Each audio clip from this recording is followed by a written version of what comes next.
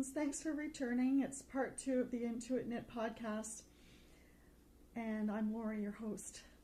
If you joined me yesterday, you'll have noticed that part 1 suddenly went off, and surprise to me, my camera was too full to take the full amount of the episode. So here we are at part 2. If you've seen me yesterday, then you may have returned.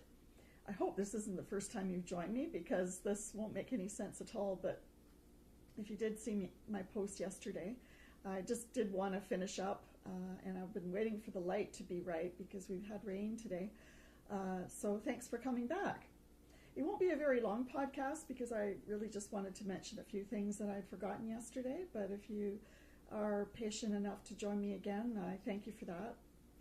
So I was in the middle of telling you that sometimes as spinners, because this podcast is about knitting, spinning, and other fiber interests, I did tell you that for spinners, sometimes there's challenges with leftover remnants of yarn that you've made. And I was giving you examples of some of Emily of the Fiber Town podcast, her weaving, and how she uses her yarn so beautifully in her weaving. And I was mentioning to you that I did do some rug hooking at one point, and I was showing you one of the examples of a rug that I was in the midst of making. So I'll show that to you again.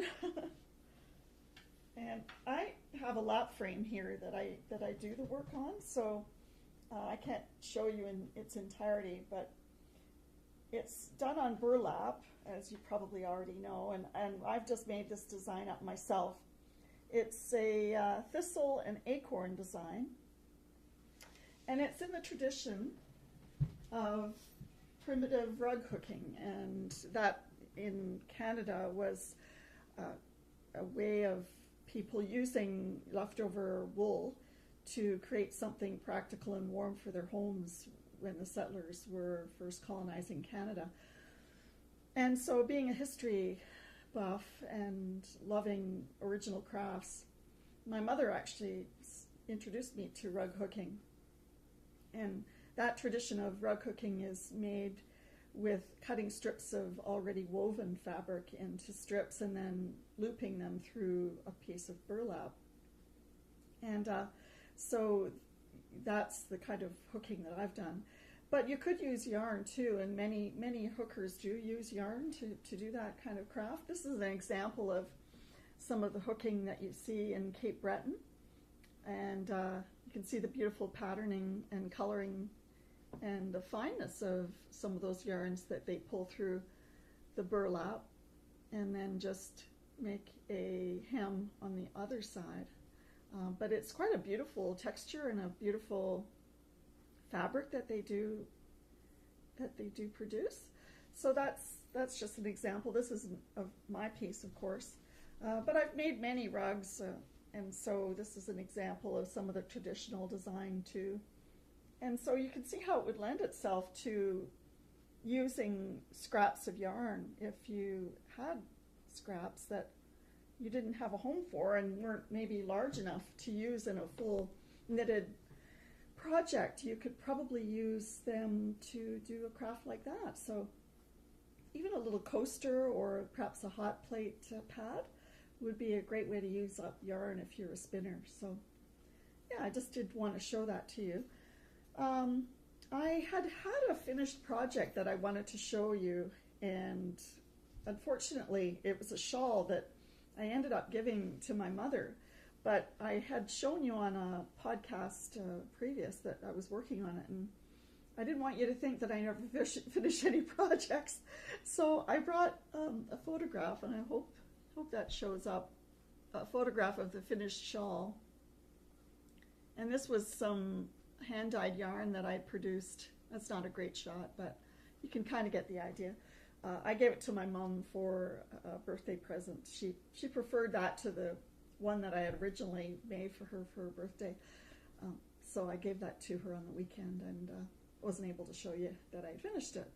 And it was just a design that I had made from my own ideas of how to organize lace work and use up those yarns. So yeah, that was something I finished. And I am making my headway on my Kate Davies sweater that I had purchased the yarn for in Edinburgh.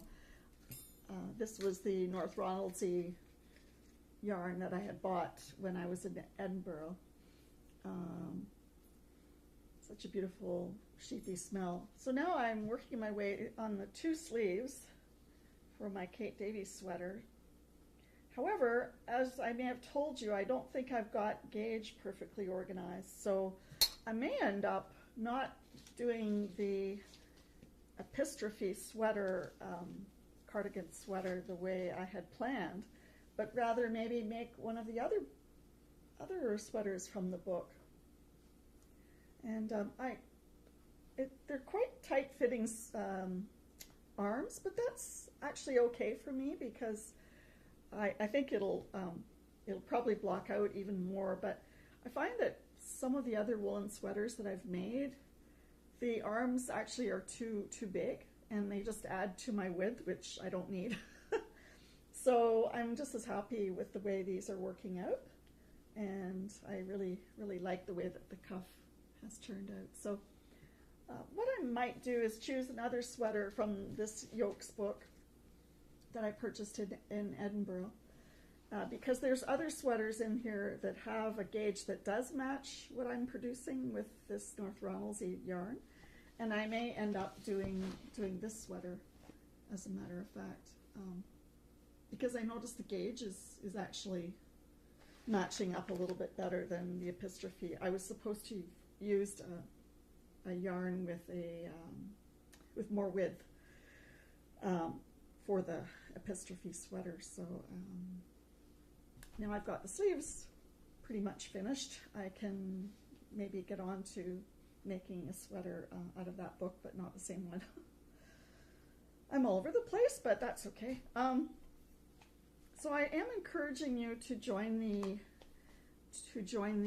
make-along that we're doing on the Ravelry thread that I've got set up for that, for the, what do we call it?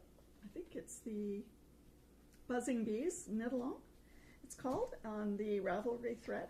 So what's been donated are these 3 skeins of lovely cotton acrylic yarn.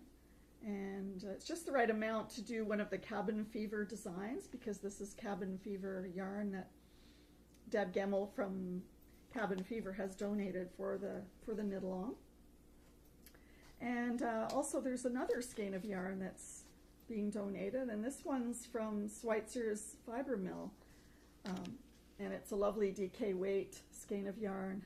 I think it's just 100 grams. Yes, 100 grams, but it's a beautiful colorway. So if those are green lovers amongst you may really love to knit something up with this skein of yarn. And yes, and then Deb Gemmell has donated as well a pattern from her Cabin Fever design collection. It's a child's sweater, so that might be something that you're looking forward to knitting up too. So thanks very much for coming back. I did want to end it on a better note than just going off the screen there, and so I do thank you for joining me once again, and I will see you next time. Have a great week. Bye-bye.